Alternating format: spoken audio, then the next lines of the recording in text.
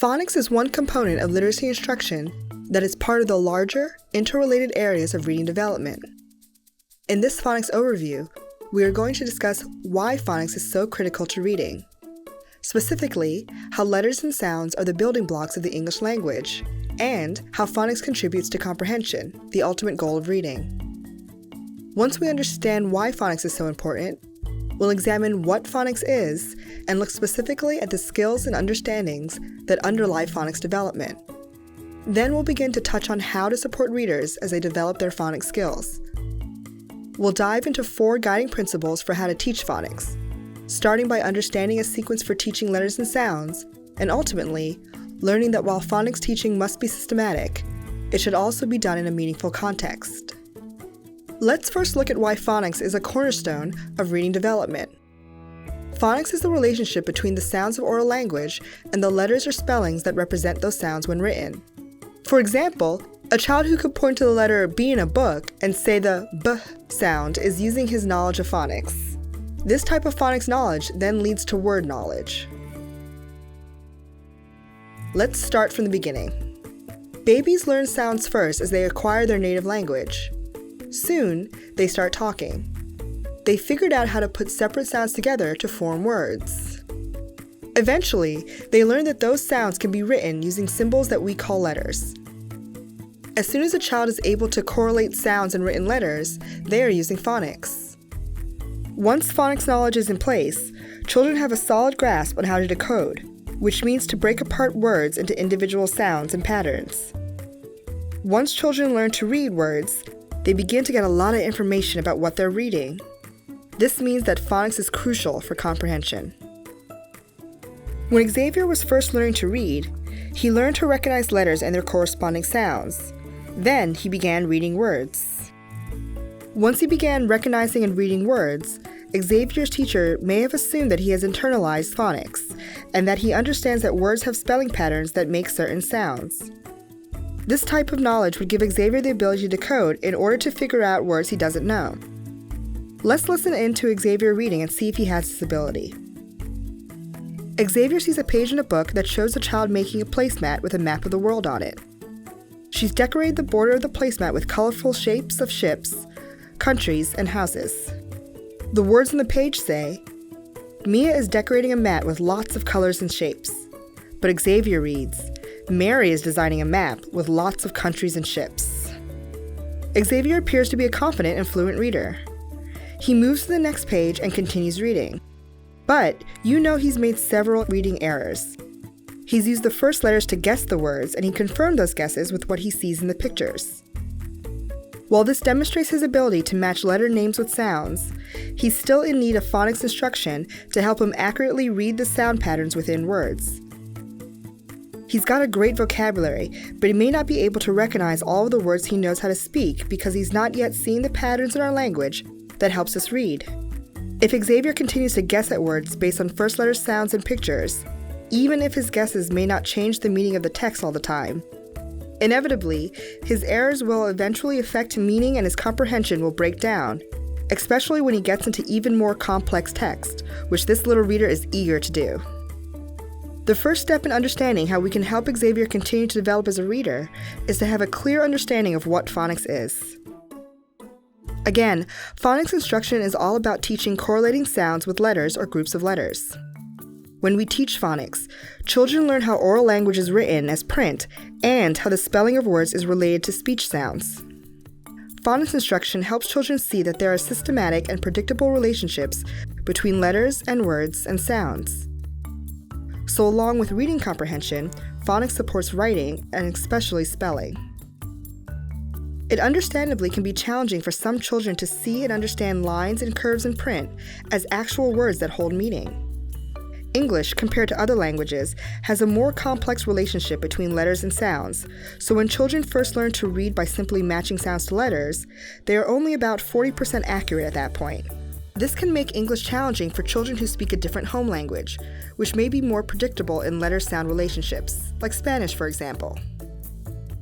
What we know from research is that we should teach beginning readers phonics no matter what their language background or how much literacy they have. No matter your language, all readers need to decode.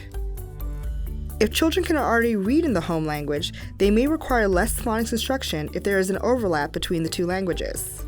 They would be able to use their knowledge of sound-symbol relationships in their home language to make some generalizations in the language they are trying to learn. This supports the argument to teach children to read in their home language first. Teachers can help children compare and contrast English with other languages by understanding the differences themselves. They need to know, for example, that contrasts commonly exist in the sounds of vowels and ending consonant blends. While knowing how to read in your home language is a helpful support when learning phonics for English, even when children cannot read in their home language, they can be taught the English system of language and use it to decode, especially if they have transferable skills like phonemic awareness. In fact, in order for phonics instruction to be effective, all children need some foundational skills and understandings in place.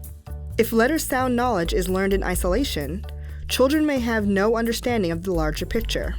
To understand the larger context, children must grasp the alphabetic principle, how our English system of writing works.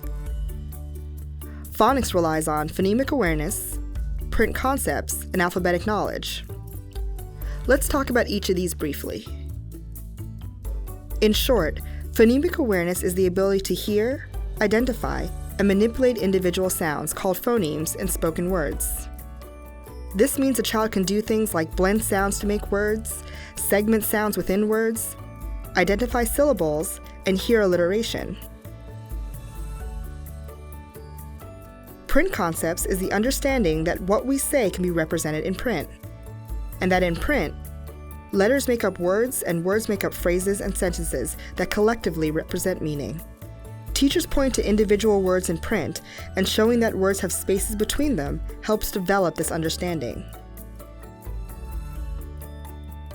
Alphabetic knowledge is the ability to identify each specific letter, know the difference between them, and begin to write them. So awareness in phonics in children starts with many other skills. If these skills are underdeveloped, phonics, and thus reading development, may become a challenge.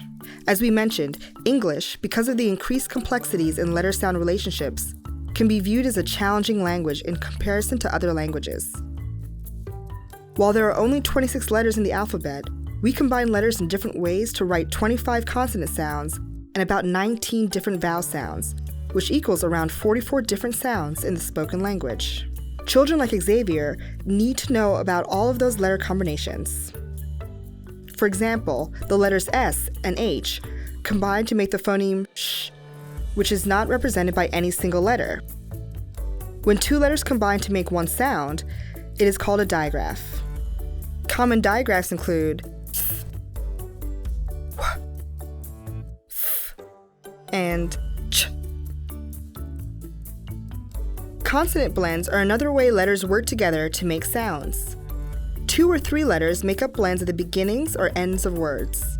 But, unlike digraphs, each letter's sound is said. Think about the word sled. The letters S and L are a blend.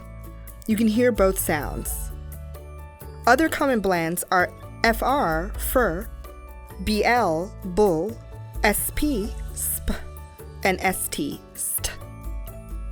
Besides consonants, we have our 5 all-important vowels. Words can exist without them. And all 5 vowels have short and long sounds. Vowels, like consonants, can be combined to make new spellings and sounds. Vowel digraphs are 2 vowels that spell one sound, like how E and A in eat pronounce the long E sound. Vowel diphthongs are vowel combinations that make a new vowel sound, like the O and I in oil making the oi sound. Vowels can also be R-controlled or L-controlled, meaning their sound changes when followed by an R or an L. For example, in the word car, you cannot hear the vowel A make a sound. It is controlled by the R and makes the R sound. And don't forget that many sounds can be spelled in many different ways. For example, we can spell the Z sound in 6 different ways and the long I sound in 12 different ways. So let's look back in on Xavier as we think about what we've learned about how phonics works in reading. Remember, Xavier read, "Mary is designing a map with lots of countries and ships," instead of, "Mia is decorating a mat with lots of colors and shapes." What do you notice about the word Mia? The two vowels aren't quite a diphthong. Instead, the I says the long E sound. What about the word decorating? There's an R-controlled vowel. The O doesn't say O or ah. Instead, the sound is shortened and combined with the R to say or. Xavier does show that he knows about consonant digraphs, though, because he read shapes as ships. So it's clear that Xavier has some basic phonics skills, especially for initial sounds. Now we've got to help him see spelling patterns within words and link those to sounds he already knows. So far, we've discussed why phonics is so critical to reading, specifically how letters and sounds are the building blocks of the English language, and how phonics contributes to comprehension, the ultimate goal of reading. We then examined what phonics is and looked specifically at the skills and understandings that underlie phonics development. We applied our learning to our examinations of Xavier's reading and discovered he is not consistently relying on his phonics knowledge to support his reading development. Now let's move into how to teach phonics in systematic and direct ways, so we can understand how to help Xavier and children like him. To start with, we need to understand that our English language has 3 layers. 1, the alphabetic layer, in which basic letter-sound correspondences are learned. 2, the pattern layer, where children examine consonant-vowel patterns. And 3, the meaning and morphological layer, where children learn new vocabulary and make generalizations about the meaning structures of affixes, prefixes, which are beginnings, and suffixes, which are endings on words. Most children have fundamental knowledge of the first 2 layers by the end of 3rd grade. Once we understand these layers, we can understand 2 basic approaches for teaching phonics. Analytic instruction, where we compare words to identify patterns or examine similarities in word families, like the at word family, and then apply this knowledge to new words. The other approach is synthetic phonics, which focuses on individual sounds and teaches children to blend individual letter sounds together to form words. Word study is an instructional methodology to teach the alphabetic and pattern layers of the writing system, so it incorporates elements of analytic and synthetic approaches. We want to ensure that our instruction is meaningful and mirrors how phonics itself is learned and used. To do that, we'll narrow phonics instruction down to 4 guiding principles. The first principle is phonics should be taught following a research-based sequence. Second, phonics instruction can and should happen with both words in isolation and words in text. Third, phonics should support individual children's needs and be related to words in the text they read. And fourth, quality writing instruction, like reading instruction, can support children's acquisition of phonics skills. Let's look deeper into our first guiding principle, the sequence of phonics instruction. While you can teach phonics in many different effective ways, such as using keywords for letters of the alphabet, magnetic or tile letters, and various games, evidence tells us that for instruction to be systematic, it matters that we know the content, like consonants, short vowels, and digraphs, that you are teaching, and the order in which children typically learn. This is what a scope and sequence does for us. Research shows that there is a basic sequence in which letter sounds should be taught, based on which sounds are easiest for children to distinguish and manipulate. Basically, if we go back to our learning about the layers of our language, we need to teach the alphabetic layer first. Letter-sound correspondences like consonants, blends, digraphs, and short and long vowels. It should be noticed that when we teach children letter names for the first time, it is best to teach the name while teaching the sound at the same time. We also may consider teaching short and long vowels at the same time. Next, we teach the pattern layer, where children learn to decode the patterns for long vowels and complex vowels. Finally, children study affixes and things like homophones and homographs to reach the 3rd layer, full understanding of the meaning of words. As we mentioned earlier, phonics knowledge leads to word knowledge. As readers advance, they are able to use their phonics knowledge to skillfully combine and manipulate chunks to read and write most words. Let's pause here and think about how a child develops a bank of words they can read automatically. Children develop this knowledge by learning to decode, not by memorizing what we often refer to as sight words visually. A sight word really is any word that can be read by sight. So catastrophe is a sight word to us because we recognize it now as adults by sight and no longer have to decode it. But we are able to get to that point because we have strong phonics skills. We know letter-sound correspondences and patterns. What we actually mean when we say sight words is high-frequency words. Words that occur with a high frequency in our language, so we assume they should be memorized and recognized by sight. In reality, almost 2/3 of high-frequency words have regular patterns like am, can, or he, and children learn them best by understanding how to blend the letter-sound combinations. Children need to be taught that some high-frequency words do not have expected letter-sound relationships or follow patterns, like the word said. A better approach than memorizing words is to study the letter's association with each sound, pointing out when the patterns are unexpected, and connect the words to other words with the same letter-sound patterns. For example, he, be, we, when possible. Now that you understand the sequence of phonics instruction, let's look at how it's applied with children. The second guiding principle is that phonics teaching should happen both in isolation and with text. Learning words in isolation may seem counterintuitive to becoming a good reader, but when children read words in isolation, they usually focus more carefully on blending sounds and letters than they do when they read words in text. Of course, they shouldn't spend too much time reading words in isolation like this, because then they do not develop the automaticity to recognize words quickly and efficiently in text and to read fluently. The solution is balance. For instance, before or after guided reading instruction, children can work with a short list of words from the actual text they are reading.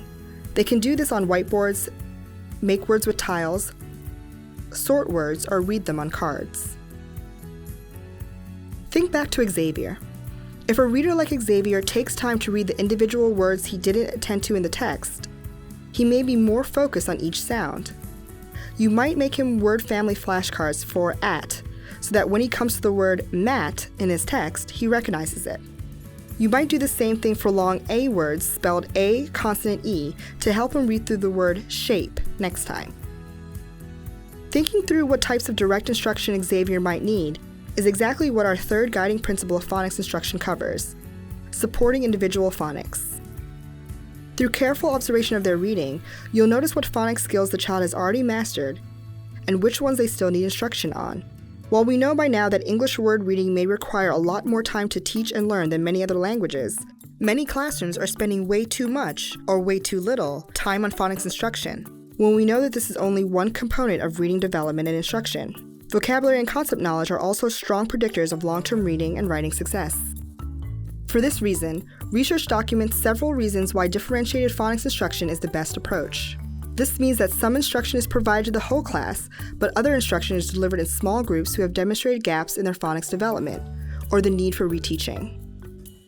For example, we already noticed that Xavier decodes words using the initial sounds. If all of his phonics instruction was focused on this right now, it would not serve Xavier as well, because he already knows how to do this. But it seems like he might need help with words that have long vowels made by the silent E. In books Xavier is reading, it would be helpful to point out and play with words with this pattern: long vowel consonants E like shape, home, or time. If Xavier is learning about long vowels with the rest of his class and doing a series of whole group activities each week with long vowel words, as well as examining long vowel words in the books he is reading in small groups and independently, he will receive a comprehensive approach to phonics instruction that will lead to his ability to apply this pattern when he reads and spells. Lastly, instruction in both reading and writing is our fourth guiding principle.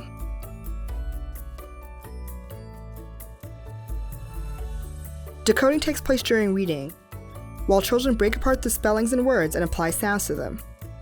Encoding, on the other hand, happens during spelling. Children sound out the word and write the letters in combinations that match what they hear themselves saying. Use phonics instruction to cross over between reading and writing, and soon children will see the connections between the words they read and the ones they want to spell. These four guiding principles support the research we have that explicitly teaching sound-letter relationships and their application to reading and writing is critical to reading development. We know what does work, and research also tells us what doesn't. We want to caution educators around the use of these practices: phonics worksheets, spelling lists to memorize, teaching only phonics rules, and drill and kill type teaching of phonics through only flashcards and memorization. In these types of practices, children are just being told information that is not meaningful to them, the opposite of engaging activities that include thinking and talking, and additionally are being asked to rely on their memory as opposed to making discoveries or generalizations about skills and letter patterns, which leads to real learning. As a result of this type of inauthentic rote teaching that really doesn't resemble anything of what we know about effective teaching and learning, children don't transfer their knowledge of a skill to actual use in reading or writing when trying to decode a word or spell a word. In this video, we explained why phonics is so critical to reading development, what phonics is, and how to support readers as they develop phonics awareness and use sound letter correspondence to become better readers and writers. We learned that listening to our children read, along with knowing the sequence of phonics instruction, will help us determine how to tailor phonics lessons to meet individual needs. We also began to talk about some cautions for phonics instruction, like the use of phonics worksheets or memorizing spelling lists or phonics rules. In our next video series, we will talk more in depth about specific, evidence-based strategies for phonics instruction so that we are clear on the do's and don'ts of effective phonics teaching for all children, including English language learners. We will deeply examine instructional methods for developing readers who can read using patterns they know. We will watch Xavier excel as his reading ability catches up with his rich vocabulary and language skills. As he develops more complex phonics awareness, his comprehension will flourish, and he'll continue to read more advanced texts that keep him engaged and interested in reading.